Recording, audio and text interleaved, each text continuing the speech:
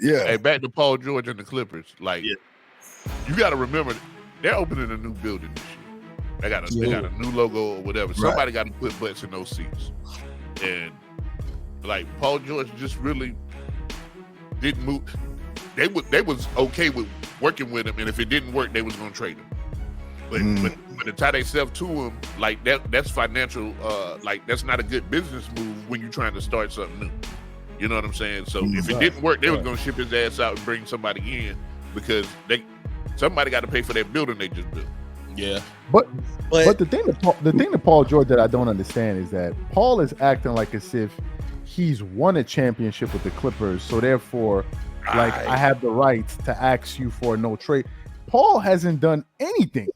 So we all know recently Paul George signed a $212 million deal to play with the Philadelphia 76ers, and in that contract, he negotiated a no trade clause. Somebody. Oh no. He was explaining why he left the Clippers, and what I think when they was negotiating, he wanted a no trade clause in his Clippers contract, and that was what the Clippers was like, no, you ain't getting it. I think that's what it was. But go ahead. And Brandon Jennings and Gilbert Arenas was talking about it on Gil's Arena, and they had opposing views about who is deserving to get and say anything about no trade clauses. Here's what he had to say. So I'm like, cool. Give me the 3 years, 150, no trade. They didn't want to do the no trade. I'm just trying to understand the no trade clause thing. Who do some of these players think they are? Certain players shouldn't be asking for a no trade clause. I'm sorry. Do you feel like Paul George is one of those players who shouldn't be asking for a no trade clause? No, you ain't bringing in no ring. We ain't successful. Nothing. No, bro. No, that shit is whack. No. 74 games. Y'all even know what the no trade clause means? That you can't trade me without me agreeing. Exactly. So no, if I want to get your ass out of here and you ain't doing nothing, get your ass out of here. Facts, what the hell? Why would you be in a big city and give a team leverage to send your ass to Minnesota? Well, I should have been doing my job first. It don't matter. No, basketball come first, right? Yes. So I'm not doing my job here. It's time for me to go. They don't want me no more. Obviously, I'm not cooking up like that. You don't want me no more? Okay, cool. But this is where I want to go. Asking for a superstar. That's a star. It's called a smart business. That's a star. No, you're a star. You're not a superstar. You're a smart star. Business. No, you're a fucking star. Smart not a superstar, nigga. So I want to hear from Corey first and then Zoe about this one.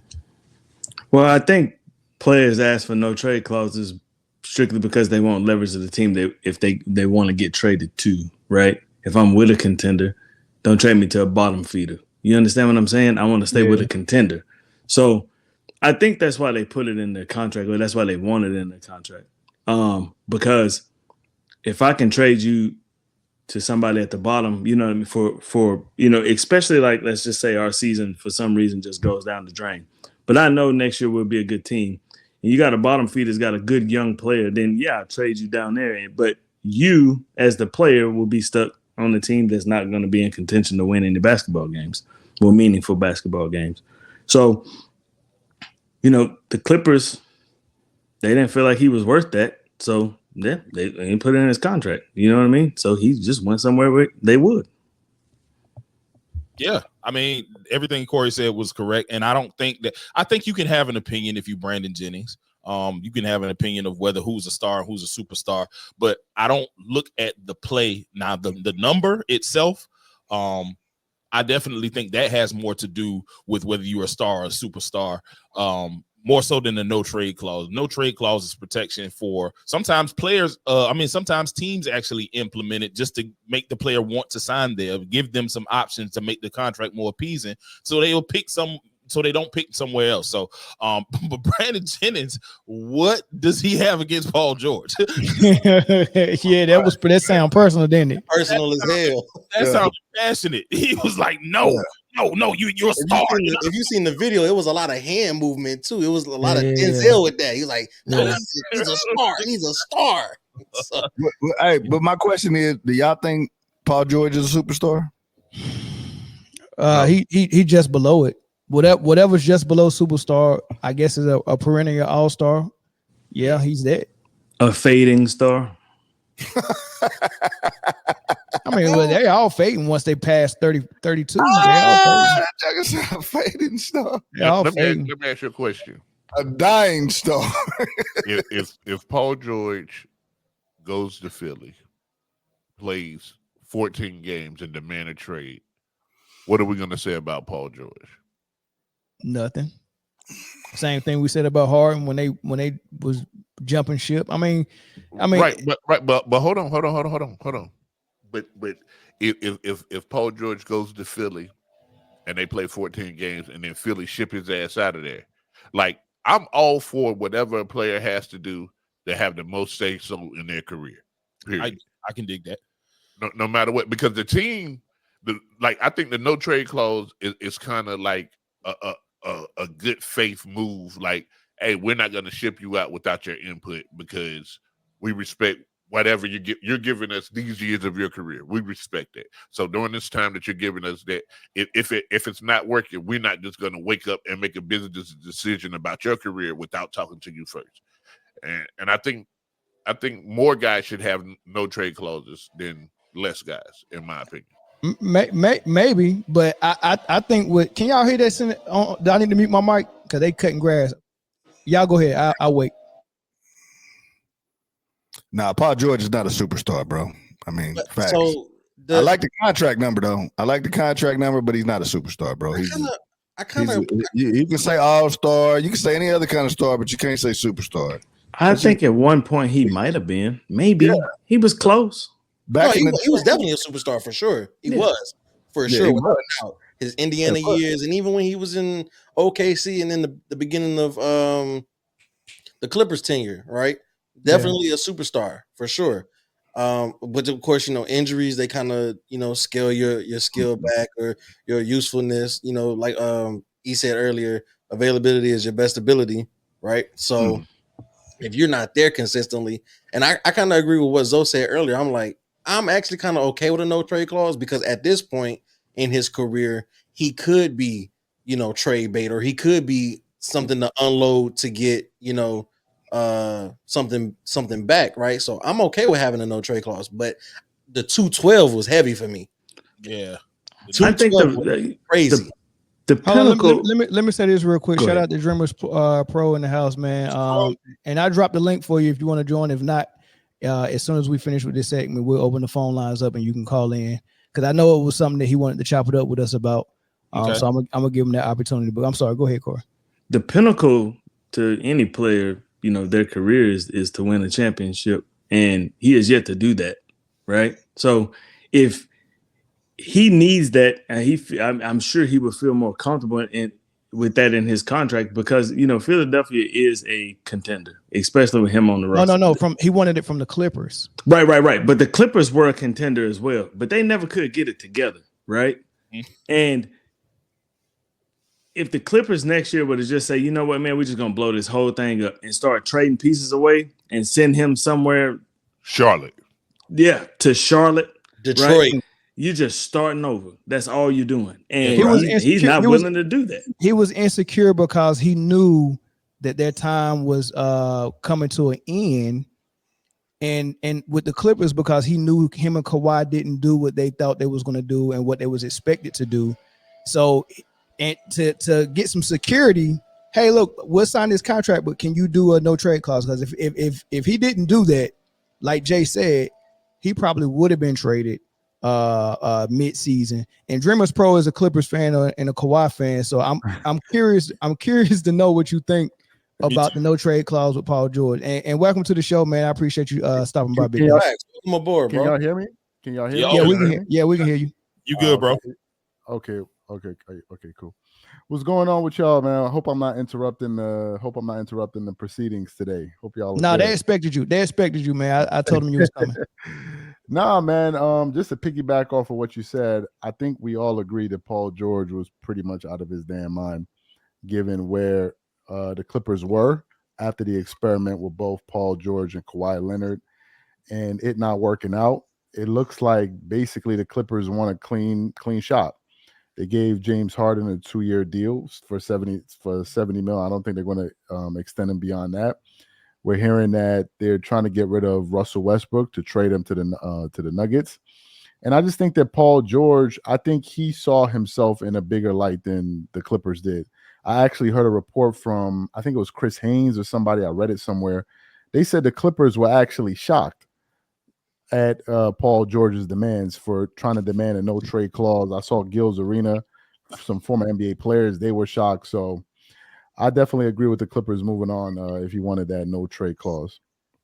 But why though? I mean, why not just give him? Because did they plan on trading him or something, or if that was their plan B? If he didn't, if they tanked again this year, or if he got hurt again this year, that was going to trade him. Personally, yes. I think the Clippers have reached the point where they're starting to lose faith in the idea of Paul George and Kawhi Leonard ever being a thing. And I think they wanted an out, because if you commit to Paul George and you don't have that no trade clause, then you're stuck with him. And history shows that him or Kawhi Leonard are not going to be available when you need them. So why put yourself in a situation where you know for sure you're going to be stuck with these guys when there's a possibility that they just won't be? I think the Clippers are going to bite the bullet with Kawhi and just ride it out with him. And they were like, you know what? We're not going to double the trouble with both him and Kawhi. That's just the way I see it. I got a question for you, man. Why Kawhi? Like somebody said earlier, he hadn't been available since 2014. Why him? You know what? I think one of our subs asked us the same thing on our channel. I think that the Clippers looked at Kawhi and PG and knew that both of these guys are injury prone. And I think that they were saying that who has the higher ceiling if they're available. And I think the person with the higher ceiling is Kawhi. Like, for example, look at last year's playoffs. That's fair. Do you think the Clippers would have had a better chance with Kawhi Leonard instead of Paul George versus Paul George over Kawhi? I think they would have had a better chance if Kawhi was healthy and Paul George is out versus Kawhi being out and Paul George being. I just think they think he's a better player, but I think they believe they're both injury prone. You know, it's crazy. It depends on what day you ask, man, because sometimes Paul George just impressed me so much, man. And I'm like, golly, why does he go up and down? Why I can't see that more often from him, man? It's just crazy how much potential this dude got. But it is what it is, man. I think you're right, man. I think they see Kawhi as a better player, but I also think that they know Kawhi is probably more difficult to deal with if y'all on bad terms. If they would have told Kawhi, because they signed Kawhi in the middle of the season, right? And they probably was afraid if they didn't extend him that he probably was gonna be like, I'm out. You know what I mean? Like my knee hurt. You know what I mean? They didn't know what was going on. So I think they had to do him first and then see if they could just handle Paul George in the summer and lowball him. And it didn't work, and they definitely didn't want to give him a no trade clause because they knew if it didn't work during the season, they was gonna get rid of him. That's my opinion. Yeah. Yo, man, down not to cut y'all off, man. I've been watching your show for like a minute, and I've been wanting to tell you, man. Finally, we on here together, bro. You remind me of Kendrick Lamar. Has somebody ever told you that before? Nah, never. Really? Nah, really? Never. He reminds me of Kendrick Lamar. I'm talking about the same height. Mel or Zoe? No, I'm talking about Mel. He reminds me of Kendrick. I don't know why, man. I just always wanted. Okay, you talking about his. They're the same height. Jay said we're the same height. That's a damn lie. You know I ain't Kendrick Lamar. I used to dunk the basketball. Don't even act like I'm a little guy, man. So did Nate Robinson and Spud Webb. Like, I don't know. Maybe just the vibe and the way you talk. I just always thought you reminded me of Kendrick. But anyway, go ahead. His name is. They call him M. Dot. I got a question for you guys, and Dominic, I want you to answer first. Hold on. How much time you got, Jim Rispo? I'm gonna probably be on here for like 20 minutes, and then okay. Roll out. All right. So before we get too far, when it get toward to your time to leave, make sure, because I know you wanted to ask me about something I said at the end of that last. Okay, so don't keep that thought. I'm sorry, Chris. Go ahead. So I know at the beginning of that soundbite, Paul George said that he was asking for 150 over 3, right? I think it was 150 over 3. Do y'all think that it would have been more reasonable if it was a no trade clause and a money friendly contract, or not the no trade clause and the 150 over 3, but the combination of the two that he wanted was the problem? Are you saying what's right or what he supposed to ask for? No, I'm just saying, like, what do y'all think made the Clippers say no? Was it the fact that it was the combination of two No, it was 150 over 3 is crazy, and a no trade clause. So do you think that if he would have picked one or the other, that the Clippers might have been able to, you know what I'm saying?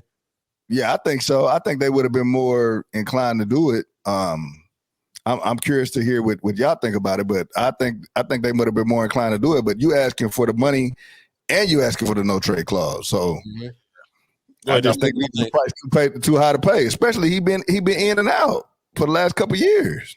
Exactly. Dominique, go ahead. I think neither. I don't think that Paul George is deserving of either. Perhaps if he was willing to take less money, then maybe the Clippers would have agreed to the no trade, because we all know that Paul George just wants to stay in California. That's what it's about. He wants to be in LA. I think it's a destination for him. But I don't think he's a superstar. I don't think he was deserving of that contract or a no trade. I think he's at the end, and I don't think that Philly's going to be any better with him either. Yeah, I think he played himself. No. I disagree with the last part. I think I think Philly will be better. Jim was supposed to laugh when the charge tripping. I think Jim was, look, I think the Philadelphia 76ers will be better with Paul, especially if him and Embiid stay healthy. They'll be right in the same place. They're both serial losers. I mean, you can say that. I think you're trying to start something, but I ain't gonna let you start it. But look, listen, I'm not gonna let you start it. But listen, I got a question. Is it in the fourth quarter that they serial losers or not? You know, Paul George, he did a lot. I think when he was on Indiana, he got to the Western Conference Finals, right? But he couldn't get to the finals, and I think that that's what gets you from star to superstar. Oftentimes, if you can make it to the finals and carry a team there, and he hasn't been able to do that on any team. I don't see why we'd give him a no trade clause or, a max contract. I don't see what is the evidence that he's going to be able to take any team to that next level with what? It's not Paul George taking them there, it's Embiid taking them there, and neither one of them has ever had a superstar in their prime healthy in the playoffs with them. Like Paul George and Kawhi supposed to did something, but Kawhi got hurt or Paul George got hurt. Embiid was supposed to do something, but he's never had a competent superstar. Well, I think Ben Simmons was very close, but the flaws in his game. The year that they were supposed to do something, they let Little Trey come in and look like Superman. And they call that man Little Trey, yo. Their opportunity away from them to go to the Eastern Conference Finals. That was their year to go to the ECF, but. Ben Simmons happens or whatever else, whatever happened, the meltdown from Embiid. Will be the year, Mel. I believe in you. I believe. It'll be the year. This is what I'm saying though. This serial losing that you saying that they're doing, or Paul George is doing, he's never had Kawhi with him, both healthy and make a playoff run. They haven't had that.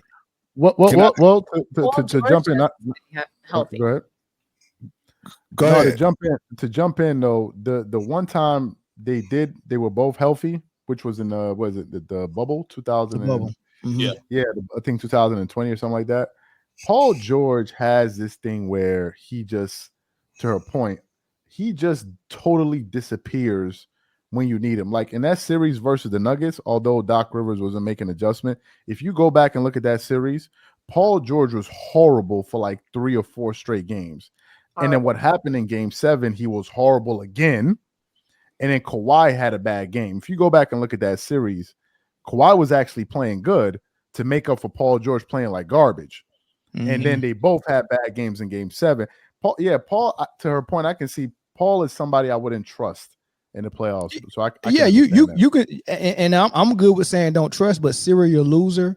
When you gave one example, and how many things that we seen in the bubble do we count? We don't count the ring. We don't count TJ Warren. Look, we don't count TJ Warren. Why we count the ring? Come on, nobody counts that ring. We don't count what do we count what TJ Warren did? We don't count TJ Warren. Nothing in the bubble really happened. That was the Twilight Zone. Yo, the Suns went 8-0 in group play and didn't make the playoffs. So none of that count. None of us has been duplicated. The Lakers, the last time the Lakers was really a contender was in the bubble. We haven't seen them contend since. Don't worry about it. Hey, well, our rings still count. So you act like they wasn't in the Western Conference Final last year. Was that legit? Did you really think they had a chance? Wow. They was there. Anyway, back to the not the Western Conference Final. You talking about year before last? I'll put it to you like this: that 2020 ring got final that just happened was this year. Nah, it ain't got no cubic zirconians. Like, got pull out the diamond tester. It got real diamonds in it. It got real diamonds in it. Yeah. Hey, back to Paul George and the Clippers. Like, you got to remember, they're opening a new building this year. They got a new logo or whatever. Somebody got to put butts in those seats, and like Paul George just really didn't move. They was okay with working with him, and if it didn't work, they was gonna trade him. But to tie themselves to him, like that's financial. Like that's not a good business move when you're trying to start something new. You know what I'm saying? So if it didn't work, they was gonna ship his ass out and bring somebody in because somebody got to pay for that building they just built. Yeah, but the thing that Paul George that I don't understand is that Paul is acting like as if he's won a championship with the Clippers, so therefore, like I have the right to ask you for a no trade. Paul hasn't done anything. Like anybody ever. It's the same thing Brandon Jennings said. He was like, "You ain't won nothing. You ain't got no rings." I'm in the conference finals as a Clipper. So let me ask a question, Dominique. Let me ask you this question. So if you was the GM, what would you have gave up to keep Paul George? Your forehead's glowing. Wait a minute. Go ahead. I just genuinely, I don't think I would have given up anything to keep Paul George. I would have let him go. I would have let him go because Paul George and Kawhi, it doesn't work. Dreamers Pro just talked about it. The experiment failed. It's time to blow up the team. I would move on trying to get rid of Kawhi as well. Let's buy him out. Let's force him into retirement. He can't play. Over. He can't play. He can't play for a full season. He can't play for a postseason. He can barely make it through a series. It's over. And I'm tired of guys like staying past their welcome. I don't disagree with him. I love Kawhi Leonard, but I'm looking back on 2019. That was the last thing that he's done for me. What are you doing for me lately? Nothing. You can't play with Team USA. You can't make what's going to be his last, memorable moment in the NBA? Being injured, kicked off of Team USA. That shot at Toronto. That shot at Toronto is the last thing I remember. Oh my God! I think in Dreamers Pro, since you're the resident Clippers fan, you can answer this for me. What is the attraction in James Harden? I mean, no. Okay, go ahead. No, go ahead. Nah, for me, if like looking at that team over the last few years, one of the major points of pain for that team has always been the point guard spot. If you go back and look at some of the players, they try to get Rondo, they try to do it Patrick Beverly, they try to do it with this guy, they try to do it with that guy, and it didn't work. But then they got James Harden, and I actually think James, although he disappears and all of that stuff, I think he plugs in more gap. I think he gives them more pluses than he does minuses. Yes, he's not a great defensive player, but he's a great playmaker. He can score. He can get players easy shots. And the Clippers said, okay, we're going to give you this 70, and it's only for 2 years. It's not like as if he was looking for like a 4-year deal. So if it doesn't work out, like, yeah, okay, it's fine. Like he would just probably move on and probably retire. So I don't think the risk was as high as probably like a Paul George who wanted 4 years, which is crazy. 4 years and then a no trade clause. Like that's crazy. Yeah, that's exactly what I was going to say. A 2-year deal with James Harden is essentially his money will go off the books after that first year. If it's a disaster this year, it's still a tradable contract if he wanted to continue to play because it's only a 1-year deal. That means the teams that's tanking going to say, hey, we'll take you down here. And he'll play that last contract out and do whatever he does after that. So it was definitely less of a risk to sign James Harden for a 2-year deal than Paul George with 4-year deal plus no trade clause plus whatever 212. Did he get 212? 212.5. That's a lot of money, man. That's a lot of green, bro. It's a lot of money. I trust PG-13 more than I trust Harden. I ain't gonna lie to you, but Harden don't go down with knees and ankles and all types of broken bones like PG-13 do, man. So I get it. The thing about it is Harden will act up and quit.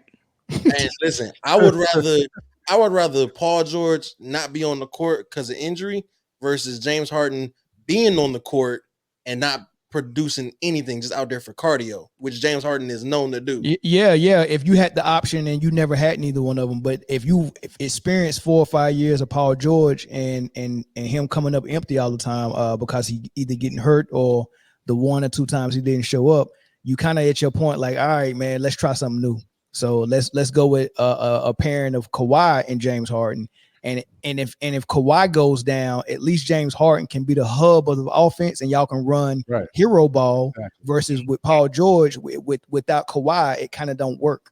It don't fit right. But Mel, we're not talking about Houston James Harden. This is James Harden now. He ain't running no offense around James Harden. I still think he's good enough to make a team competitive. Yeah, obviously, absolutely. they're not going to be a top 4 seed with him as the only guy like on the roster, but I think he's good enough. Like if Kawhi is missing games, to keep the team like they're going to be competitive in games. But just to say it real quick, I've actually been one of the people saying that they should blow this thing. I was calling for them to blow it up last year. Like so I said they should break up this big 4, whatever the hell they were doing. I thought they should break it up. No, for real. So I was happy to see Paul George go. I'm happy to see Russell because I don't think this group is going to work. I think they made the mistake of getting too many players that needed the ball, and then they started saying stupid stuff like, "Oh well, you know, if anybody can do it. I mean, if it's my turn, then it's his turn." And I thought that was crazy because there's a clear hierarchy of who's better. Like Kawhi is better than Paul George. Paul George is probably better than Harden, and they're better than Westbrook. But they were acting like, oh, everybody's the same, and therefore everybody's game suffered. If you looked at when they first came in, Kawhi became, I don't want to say passive, but he just basically became like a catch and shoot spot up player. There are a lot of games where he would just be sitting on the wing, watching other players kind of make decisions. I'm like, any team that's successful has a clear hierarchy, in my personal view. Look at the Nuggets, look at other teams. Maybe the Celtics a little bit different, but Jaylen Brown was the best player for the team. I mean, he won the Finals MVP. The Clippers, I just think they had too many guys that were redundant. Like they had too many guys doing the same thing. Yeah, that might be true. I'm gonna get to this troll, and then Charles, I'm gonna let you go ahead and get to what you wanted to get to. But we got a little troll in the chat that been trolling us all show. But I appreciate him being here because he watching the whole thing. We said Dreamers Pro with a all-time don't take the Clippers have no draft picks. They can't build through the draft. Well, obviously, if you blow it up, you'll be trading Kawhi and PG-13 and Westbrook and Harden, and you'll get draft picks back from it. I just want to let you know that. He didn't think that. Yeah, but he didn't.